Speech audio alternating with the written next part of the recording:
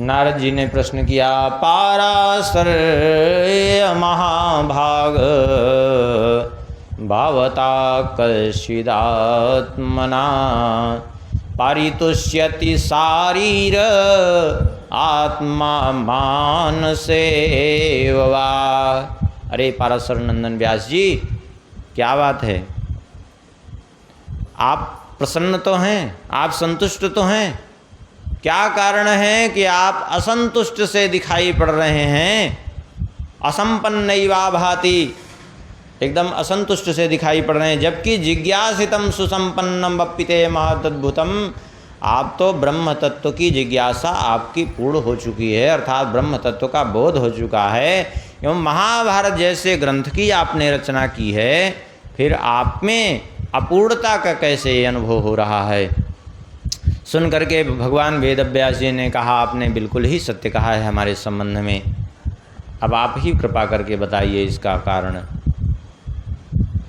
क्योंकि आप तो त्वं पर्यटन नरकइव त्रिलोकी मंतस्यरो वायुरिवात्म साक्षी परावरे ब्रह्मणि धर्मतो व्रतै स्नातस्य मेन्यूनमलं विचक्षु।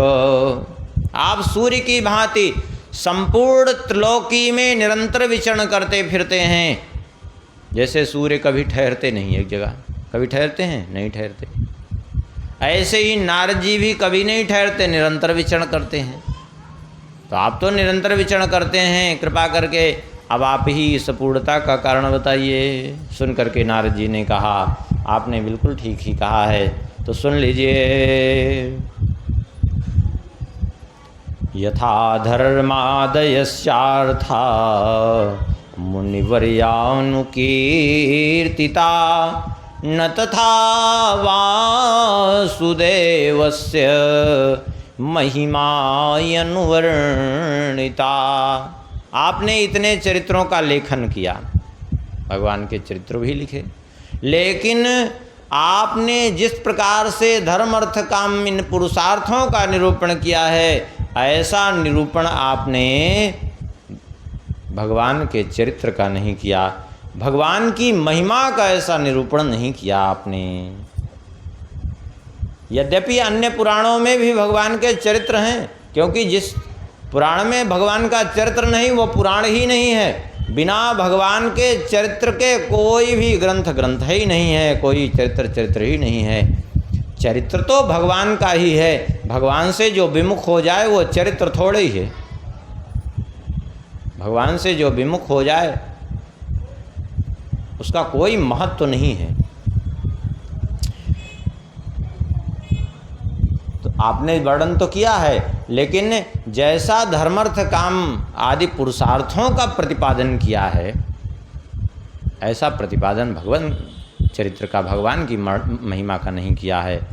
और बढ़िया से बढ़िया चीज़ हो, लेकिन जब तक उसको महत्पुरुष स्वीकार न करें उसका कोई महत्व तो नहीं है। जैसे आप कोई ऐसा स्थान हो, वहाँ रोज़ आप जूठा फेंकते हो, कौवे आकर के रोज़ खावें उस जूठे को, तो कौवे उस जूठे को आकर के ग्रहण कर सकते हैं, लेकिन उस कौवे के जूठे वाले स्थान पर क्या हंस आकर के ग्रहण करेंगे क्या? उसको कभी नहीं ग्रहण करेंगे, क्योंकि हंस तो वो जूठा नहीं ग्रहण करते, हंस तो मानसरोवर के दिव्य मोती चुगने वाले होते हैं। बस यही बात है। जैसे आपने जो वर्णन किया है, ये संसार के विषय लोलुप कौवे तो उसको ग्रहण कर सकते हैं, किंतु जो परमहंस जन हैं, परमहंस रूपी संत रूपी जो हंस जन हैं, वे भगवान के चरित्र रूपी मोती का ही आस्वादन करते हैं, वे संसार रूप विषय को ग्रहण नहीं करते हैं। इसलिए आप भगवत चरित्र का गुणगान करिए। और कहते हैं श्री नारद जी कि देखो, हम अपने जीवन का आपको अनुभव बता रहे हैं। भगवत चरित्र और लौकिक चरित्र में कितना अंतर है, ये हम अपने जीवन से आपको समझाते हैं। बोले अपने जीवन से? बोले हाँ। श्री नारद जी ने सप्तम स्कंद में एक कथा सुनाई है अपनी, उसको हम यहाँ जोड़ देते हैं, दोनों कथा एक साथ कर देते हैं। यहाँ भी चरित्र सुनाया है उसको भी और सप्तम स्कंद वाला, तो दोनों में जल्दी बात समझ में आ जाएगी। वहाँ सुनाया है युधिष्ठिर जी को नारद जी ने कि पूर्व जन्म में उपवरण नाम का गंधर्व था। चित्ररथ की 50 कन्याओं के साथ विवाह हुआ। एक दिन विचरण करता हुआ श्री ब्रह्मा जी की सभा में पहुँच गया और वहाँ जाकर के ब्रह्मा जी की सभा में ऋषि मुनि बैठे थे, ब्रह्मा जी बैठे थे, वहाँ जाकर के लौकिक गान गा दिया, लौकिक गीत गाए। ब्रह्मा जी कुपित हो गए। कुपित होकर के ब्रह्मा जी ने श्राप दे दिया कि रे दुष्ट, तू यहाँ आकर के लौकिक गान गाता है, जा तू देव योनि में रहने लायक नहीं, जा तू मनुष्य लोक में शूद्र कुल में जन्म ले। कहते हैं ब्रह्मा जी के श्राप के कारण में दासी पुत्र हुआ।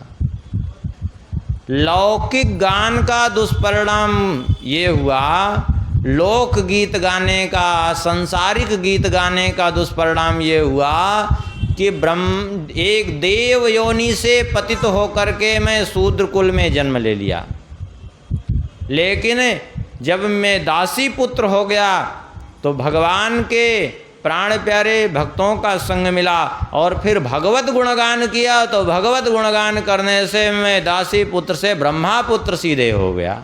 अब सोचिए, देव योनि में रहने पर भी जो है लौकिक गुणगान का दुष्परिणाम ये हुआ कि देव योनि से सीधे जो है पतित हो गया और मनुष्य लोक में शूद्र कुल में रह करके भी भगवत गुणगान करने का परिणाम ये हुआ कि ब्रह्मा जी का पुत्र बन गया, भगवान का पार्षद पद प्राप्त हो गया हमें।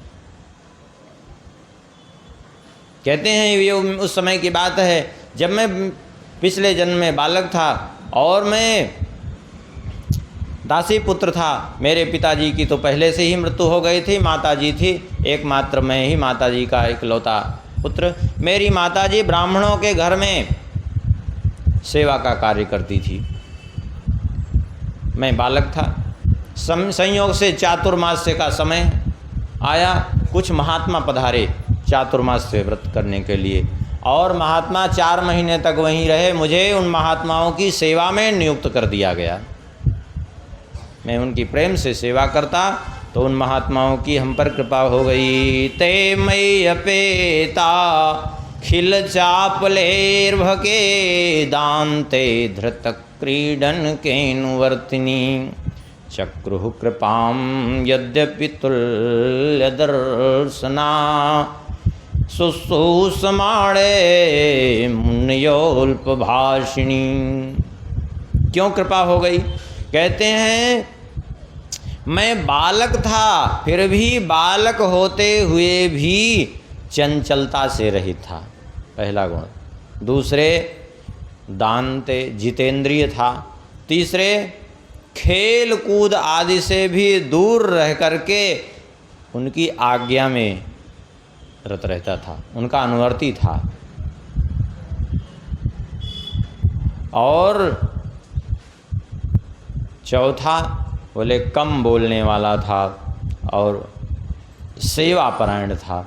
इन गुणों को देख करके यद्यपि तुल्यदर्शिनः, यद्यपि ते मुनेः तुल्यदर्शिनः, वे महात्मा यद्यपि समदर्शी थे तथापि कृपाम चक्रुः, फिर भी मुझ पर कृपा कर दी।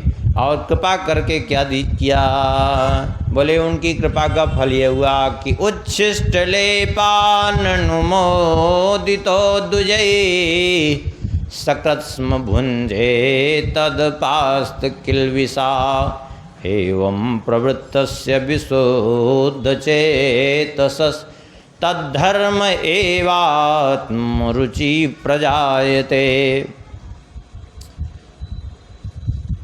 उनकी सेवा करता तो उन्हीं का जूठन में एक बार ग्रहण कर लेता और उस जूठन के प्रभाव से मेरा पाप सारा नष्ट हो गया, मेरा चित्त पवित्र होकर के भगवान में लग गया। अब इसका अर्थ ये मत समझ लीजिएगा आप लोग कि जूठा खाने से पाप नष्ट होता है या चित्त पवित्र होता है। यदि ऐसा होता कि किसी का जूठा खाने से चित्त पवित्र होता या पाप नष्ट होता तो आजकल सभी लोग जूठा खाते हैं, एक दूसरे का खा रहे हैं कि नहीं? आजकल सभी जूठा ही खा रहे हैं। आजकल तो ये दशा हो गई है कि एक ही घर में, अच्छा लोगों के पास आजकल कमी नहीं है, लेकिन फिर भी प्रवृत्ति ऐसी बिगड़ गई है कि एक ही थाली में बैठ कर के पूरा घर भर भोजन कर लेते हैं। और जूठा खाने का तो देखो, ये जो आजकल भोजन की परंपरा नहीं चली है, जिसको आप लोग बफर सिस्टम कहते हैं, वैसे जिसको हिंदी में कुकुर भोज कहते हैं। हाँ, तो ये कुकुर भोज वाली जो परंपरा है, ये इस परंपरा में सब जूठा ही तो एक दूसरे का खाते हैं और क्या करते हैं, उसी हाथ से निकाल रहे हैं, खा रहे हैं कि नहीं खा रहे हैं। हाँ, तब सब तो वहाँ जूठा ही है, तो बताइए किसी की बुद्धि शुद्ध हो रही क्या? अरे बुद्धि शुद्ध नहीं हो रही, बुद्धि बिगड़ रही है। आजकल लोग कहते हैं पति पत्नी एक ही थाली में बैठ कर के भोजन कर लेते हैं, कहते हैं कि एक थाली में बैठकर भोजन करने से प्रेम बढ़ता है। हमें तो नहीं दिख रहा है प्रेम। पहले ऐसा नहीं होता था, तो पति पत्नी में आपस में प्रेम रहता था। अब आजकल कोई प्रेम नहीं दिख रहा है किसी में। प्रेम बढ़ रहा है कि ख़त्म हो रहा है प्रेम? ये सब बेमतलब का भ्रम है। अब कहेंगे कि यहाँ तो लिखा है, अरे यहाँ लिखा है तो यहाँ स्पष्ट ये भी लिखा है, श्री नारद जी कह रहे हैं कि जूठा मैंने खाया तो मेरी चित्त वृत्ति पवित्र होकर के भगवान में लग गई। क्यों? क्योंकि तद धर्म एवात्मरुचि प्रजायते, उसी धर्म में मेरी रुचि हो गई जिस धर्म में उन महात्माओं की रुचि थी। सीधी बात है। तो जैसे व्यक्ति का जूठा खाएंगे वैसे प्रवृत्ति हो जाएगी। अब आप संसार के विषयों का जूठा खा रहे हैं, अब किसी का जूठा खा रहे हैं, वो जो है दुराचारी व्यक्ति है, तो आपकी प्रवृत्ति भी दुराचार की ओर प्रवृत्त हो जाएगी। कोई सदाचारी व्यक्ति है तो सदाचार बढ़ेगा। किसी के वृत्ति को क्या समझ रहे हैं आप? जूठा किसी का नहीं खाना चाहिए। नोच्छिष्टम कस्यचित् दद्यान्नाद्याचे उत्थांतरा, शास्त्रों में बार बार ये बात है। उच्छिष्ट माने जूठा, अपना किसी को भी अपना जूठा देना नहीं चाहिए, किसी को खिलाना नहीं चाहिए, और ना तो किसी का जूठा खाना चाहिए। यहाँ जो जूठे की बात है, ऐसे कोई उत्कृष्ट महापुरुष हों, जो उच्च कोटि के महापुरुष हों, जिनकी प्रवृत्ति पूर्ण रूप से भगवान में लगी हुई है, ऐसे महापुरुषों का जूठन खा लेने में दोष नहीं है। उनका जूठन खाने से जीवन में पवित्रता आती है, ये तात्पर्य। ना कि ऐसे कहा गया कि सबका जूठन खाते फिरो। आजकल तो किसी के यहाँ भोजन करिए तो उसका जूठा ही खा लिए, क्योंकि लोगों को पता ही नहीं है, सब कुछ जूठा है लोगों के घर में। भोजन करते रहेंगे, जाएंगे उसी जूठे हाथ से नमक निकाल लेंगे, उसी जूठे हाथ से दूसरी चीज़ छू लेंगे। आजकल भोजन परोसने की परंपरा देखिए, घरों में उसी थाली में छुआ करके, थाली छू करके जो है भोजन परोसेंगी माताएं। अब थाली छुआ, हाथ से भोजन परोस रही, रोटी रखा, मान लिया साग रखा, जो भी रखा, अब थाली में छू गया हाथ, अब हाथ जूठा हुआ कि नहीं हुआ? अब हाथ से जो दूसरी भोजन सामग्री छुई जा रही है वो भी सब जूठी हो रही कि नहीं? तो सब जूठे तो हो जा रहा है। लेकिन लोगों को विवेक ही नहीं है। आजकल सब कुछ जूठा है लोगों के घर में भी। लोग चाय पी रहे हैं, अब चाय पी रहे हैं तो हाथ में भले ही कप लिए हैं, आप चाय पी रहे हैं या जल पी रहे हैं, जो भी, तो कप जूठा है कि नहीं? और हाथ जूठा है क्योंकि हाथ में ही कप लिए हैं। और फिर उस चाय पीने के बाद ना हाथ धुल रहे हैं, ना मुँह धुल रहे हैं, ना कुल्ला कर रहे हैं, बताइए पूरा हाथ मुँह जूठा है कि नहीं? अब उसी चीज़ हाथ से दूसरी चीज़ छू रहे हैं तो वो जूठी हो रही कि नहीं जूठी हो रही है? तो सब कुछ तो जूठी है सबके यहाँ। क्या पवित्र है? ये दशा है। अब बड़े सदाचारी लोग बनते हैं। सदाचारी बनते ही इसलिए हैं क्योंकि उनको सदाचार का ज्ञान ही नहीं है। उनको जितना सदाचार का ज्ञान होता जाएगा उनको बात समझ में आएगी कि अभी हमारे में अभी भी त्रुटि है। तात्पर्य यह है, इस रहस्य से चरित्र प्रकट हो रहा है। श्री नारद जी कहते हैं वे तो हमें वो चातुर्मास से बिताने के बाद चले गए और बाद में मेरी माता जी का शरीर छूट गया सर्प दंशन से, और फिर मैं उत्तर दिशा की ओर गया तो भगवान का ध्यान करने लगा एक पीपल के वृक्ष के नीचे बैठ करके। तो भगवान की वो छवि दिखाई तो पड़ी, लेकिन कुछ ही क्षण में अंतर्हित हो गई। परिणाम ये हुआ कि मैं जब व्याकुल हुआ तो आकाशवाणी हुई, हंतास्मिन् जन्मनि भवान मां द्रष्टुमिहार्हति अविपक्व कषायाणाम दुर्दर्शोऽहं कुयोगिनाम। आकाशवाणी हुई कि दुख है कि इस जन्म में तुम्हें मेरा दर्शन नहीं हो सकता, क्योंकि अधकचरे योगियों को मेरा दर्शन दुर्लभ है, मैं उनके लिए दुर्दर्श हूँ। अभी क्यों दर्शन हुआ? बोले अभी इसलिए दर्शन हुआ कि सत्सेवया दीर्घयाते जाता मयि दृढ़ामति। सत्सेवया दीर्घयाते जाता मयि दृढ़ामति। इतने लंबे समय तक जो तुमने संतों की सेवा की उसके कारण तुम्हारी मति जो मुझ में लग गई है, जो हमने अभी दर्शन दिया वो उन संतों की सेवा का प्रभाव है कि हमने तुम्हें दर्शन दिया है। इसलिए कि तुम्हारी मुझ में जो मति लगी हुई है, मेरे इस स्वरूप में तुम्हारा दृढ़ विश्वास हो जाए और तुम मेरी सत्ता में विश्वास रख करके लगे रहो, इसलिए मैंने इस स्वरूप का दर्शन कराया है तुम्हें। श्री नारद जी कहते हैं कि मैं भजन में प्रवृत्त रहा और धीरे धीरे मेरा समय पूरा हुआ, और फिर अगले जन्म में मैं ब्रह्मा जी के पुत्र नारद के रूप में मेरा जन्म हुआ, और अब मैं भगवान का पार्षद बन गया हूँ। अब जब चाहूँ भगवान के पास भी दर्शन करके आ जाता हूँ, कोई समस्या नहीं। संपूर्ण त्रिलोकी में विचरण करता हूँ, कोई समस्या नहीं। तात्पर्य है कि देखिए, लोक गीत गाने से, लौकिक गुणगान गाने से कितना बड़ा दुष्परिणाम है उसका कि देव योनि से भी पतन हो जाता है। और भगवत गुणगान का प्रभाव यह है कि एक सामान्य से सामान्य व्यक्ति का भी कितनी तेजी से उत्थान हो जाता है। इसलिए हमें लौकिक गुणगान से बचना चाहिए, भगवत गुणगान में प्रवृत्त होना चाहिए। यही इसकी इस चरित्र के माध्यम से यही शिक्षा प्रदान कर रहे हैं।